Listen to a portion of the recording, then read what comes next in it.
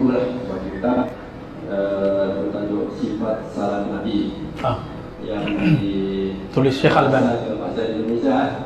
Ya. Yang saya baca karangan Syekh Muhammad Nasiruddin Al-Albani. Saya cuma nak tanya semasa kita boleh buat buku ini sebagai rujukan, kerana salah satu daripada perkara pertama-tama yang dia sebut dalam ini adalah berkenaan dengan lafaz sunat. Itu saja. Ya. Nabi bersabda, "Sallu kama ra'aitumuni usalli." Hadis ini diriwayatkan oleh Imam Bukhari, tidak oleh Muslim. Salatlah kamu sebagaimana kamu lihat aku salat, bukan sebagaimana tertulis di buku. Ya, lihat Rasulullah, bertemu Rasulullah, maka cari orang yang bertemu Rasulullah, yaitu sahabat. Ketemu sahabat? Tak ketemu sahabat, maka cari murid sahabat tabi'in. Ketemu tabi'in? Cari murid tabi'ut tabi'in. Terus sampai hari ini, cari orang yang punya guru. Maka secara solat tidak boleh ikut buku, harus ikut guru. Buku itu hanya tambahan panduan. Coba ya tuan-tuan buka kitab Sahih Bukhari, solat pakai kitab itu, saya jamin nanti menjadi sakit kepala ya. Kalau di Indonesia kita sebut pusing, di sini pusing putar-putar ya, keliling ya. Sakit kepala Pak. Kenapa? Cara takbir pun sudah lebih dari tiga riwayat lebih. Yuhazi mankibain, yuhazi uzunain, ada yang yukabbir qabla rafa, ada yang yarfa qabla takbir, beragam. Lebih dari 3. Bahkan Imam Bukhari tulis satu risalah hadis, risalah fi raf'il yadain, risalah mengenai mengangkat tangan. Imam Bukhari seandainya beliau mengutamakan buku, maka beliau tidak cari guru. Beliau cari guru berapa jumlahnya tadi? Coba diingat-ingat. 1700. Supaya apa? Beliau ingin dapat keberkahan dengan berguru. Semakin banyak guru, semakin banyak terhubung dengan Rasulullah, semakin kuat powernya. Maka kita lihat hari ini orang-orang yang terkenal namanya di zaman ini, itu hampir semua yang banyak guru di zaman dahulu. Jadi kitab Sifat Salat Nabi karya Syekh Albani, ghafarallahu lahu, saya tidak bilang rahimahullah saja ya, tapi kita tambah ghafarallahu lahu. Kenapa? Kitab itu di dalamnya dia mulai kitabnya itu dengan mencaci maki ulama bermazhab. Di bagian hamish footnote-nya dia kata ulama muqallidin, ulama yang taklid itu kal an'am, seperti binatang ternak. Jadi kita ini disebut binatang ternak karena kita taklid kepada Imam Syafi'i. Saya dulu anti taklid, tapi bertemu Syekh Hasan itu, dia sudah hafal kitab Muwatta umur 10 tahun dan telah mensyarah Sahih Muslim dari awal sampai akhir, syarah beliau sendiri. Tapi beliau kata, saya masih taklid kepada Imam Bukhari, apalagi ke Imam Syafi'i. Saya kemudian ingin tabayun, ya Syekh Zidli, tambah apa? Saya tak paham. Lalu beliau tambah. Apa kata beliau? Apakah engkau tahu dari mana, cara apa, manhaj apa Imam Bukhari mensahihkan sebuah hadis? Atau karena Imam Bukhari kata ini isi kitab sahih, lalu kamu percaya Imam Bukhari? Saya jawab, ya, karena Imam Bukhari kasih tajuknya Al-Jami' As-Sahih atau Al-Musnad Al-Muttasil, lalu saya juga ikut. Saya katakan, karena Bukhari katakan ini hadis sahih, saya juga katakan ini hadis sahih. Ya, beliau tersenyum. Itulah yang disebut taklid. Berarti kalau ada seseorang mengatakan hadis ini riwayat Imam Bukhari, itu dia belum keluar dari taklid, dia masih taklid. Taklid kepada Imam Bukhari. Kapan kita keluar dari taklid? Jika saya membahas sendiri hadis innamal a'malu binniyat, itu paling gampang ya. Kita teliti, ini riwayat siapa, orangnya thiqah, terpercaya atau tidak, kredibel atau tidak. Misalnya saya teliti, Imam Bukhari riwayatkan dari Humaydi, dari Sufyan, dari Yahya, dari Muhammad ibn Ibrahim At-Tamimi, dari Alqamah, dari Umar. Lalu saya cari semua tarikh wafatnya, tarikh maulidnya, bertemu, lalu kita cek orang ini thiqah atau tidak thiqah, kuat atau tidak kuat. Jika terbukti semua, maka saya menjadi muttabi', tidak menjadi taklid.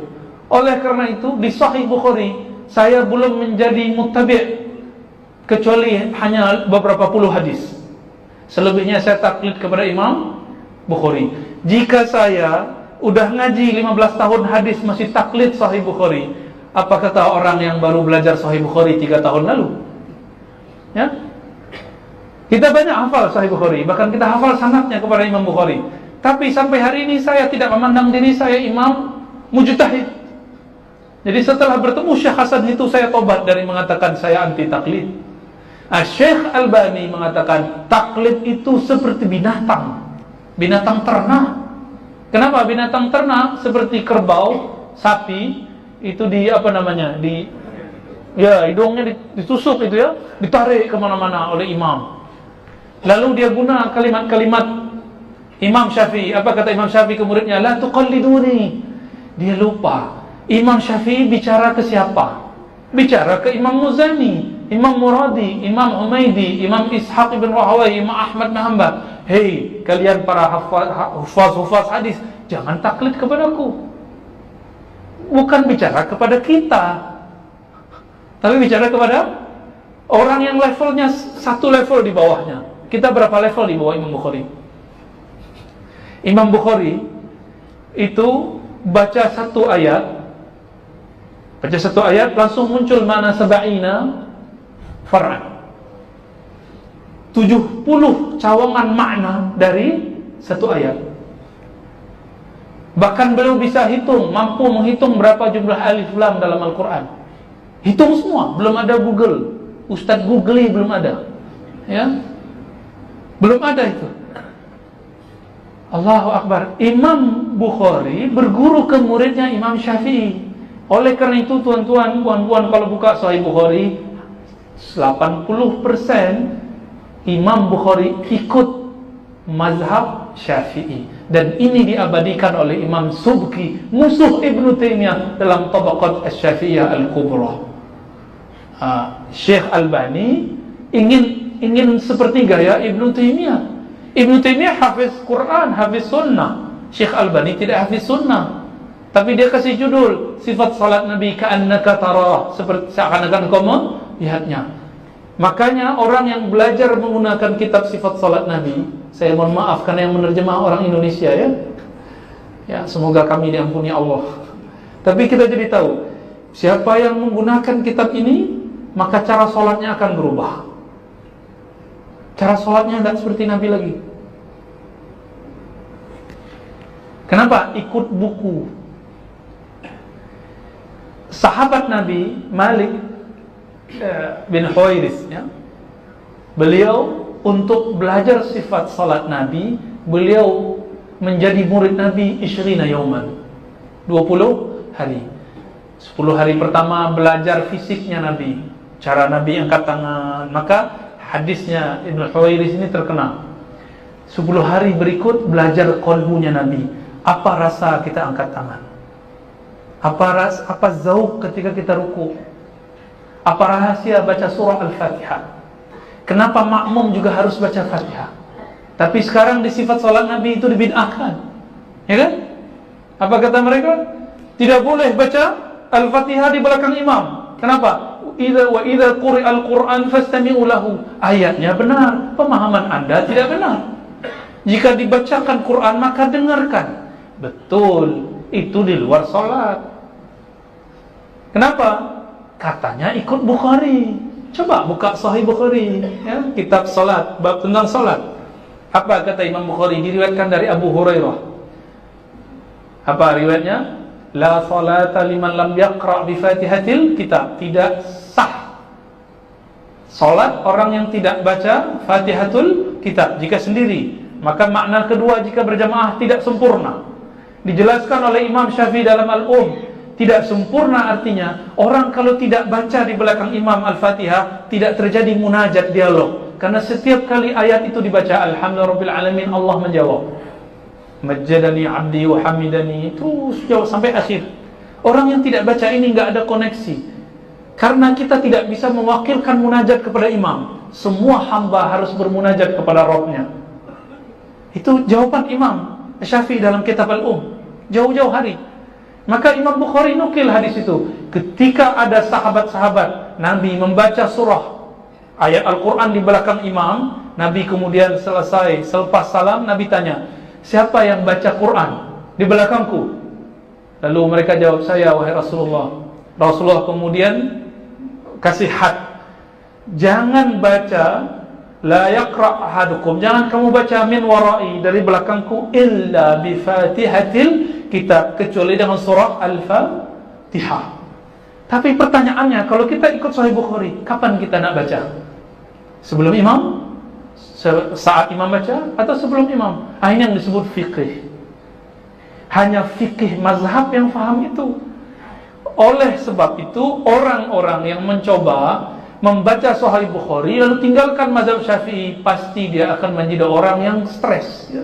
Masuk masjid, semua orang dianggap ini ahli bid'ah, ini ahli bid'ah, ini ahli bid'ah lagi, imam kita ahli bid'ah lagi. Stres dia nanti sholatnya. Dan itulah pengalaman saya 3 tahun masuk masjid. Karena guna kitab sifat salat Nabi, saya bertobat kepada Allah, ya. Namun saya terharu dengan kitab itu. Di akhir kitab saja, di akhir kitab Syekh Albani rahimahullah wa ghafarallahu lahu, dia berdoa, semoga Allah jadikan aku, Allah kumpulkan aku bersama ahli hadis. Jadi itu usaha dia.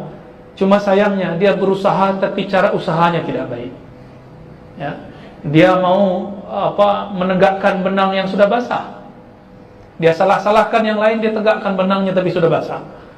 Maka Syekh Albani pun ditentang ayahnya, Syekh Nuh Al-Hanafi.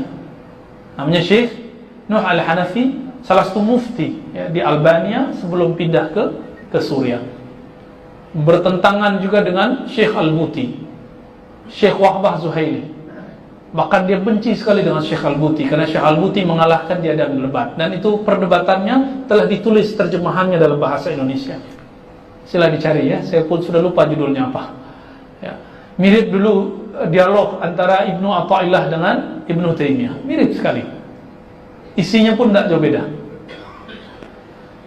Begitu, Pak.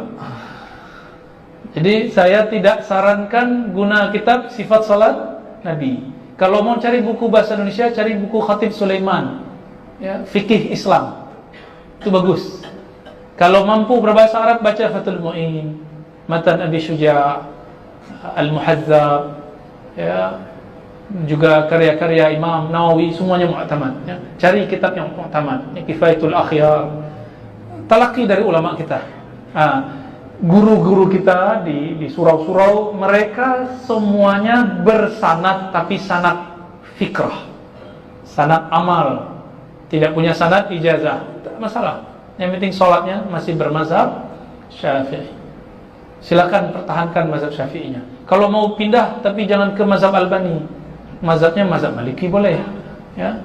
Karena mazhab Albani dia anti mazhab, masa dia buat mazhab, ya. Oke, khalas, sudah jam 7.